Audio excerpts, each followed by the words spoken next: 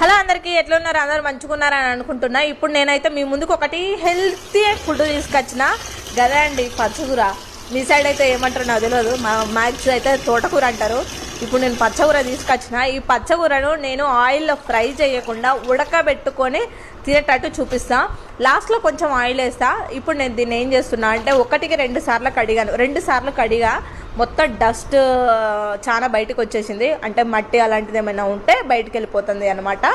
దీన్ని డైరెక్ట్ ఉడకబెడుతున్నాను. చూడండి, ఎలాంటి ఆయిల్ వేయలేదు. ఆకు పెట్టేశాను. 2 ఎండుమిరపకాయలు, కొంచెం ఒక 3 పచ్చిమిరపకాయలు వేసాను. చిన్న చిన్న కట్ చేసుకొని సాల్ట్, ఆనియన్ వేసేసాను. ఇక డైరెక్ట్ ఉడకబెట్టేస్తాను. చూడండి, ఉడకబెట్టిన తర్వాత ఇలా అయిపోయిందండి. ఇలా అయినా ఈ పచ్చకూరని నేను ఏం చేస్తున్నా అంటే అదే గిన్నె ఉంది కదా, అదే గిన్నెలో నేను ఏం చేసిన అంటే కొంచెం ఆయిల్ పోసిన, ఒక ఎల్లిపాయ, కరివేపాకు, జీలకర్ర వేసి పోపు పెట్టేసిన. ఇగో ఇదే అండి ఫైనల్గా వచ్చింది. సో ఇది ఇలా తింటే చాలా మంచిది. మళ్ళీ ఏంటంటే దీనికి జొన్న రొట్టె కానీ, మనం ఎలాంటి రొట్టెలో కానీ చపాతీలో కానీ తింటే చాలా మంచిది. మీరు ఎవరైనా ట్రై చేస్తే ఇలా ట్రై చేయండి. ఎలాంటి అయినా హెల్త్ ఇష్యూస్ ఉంటే అన్నీ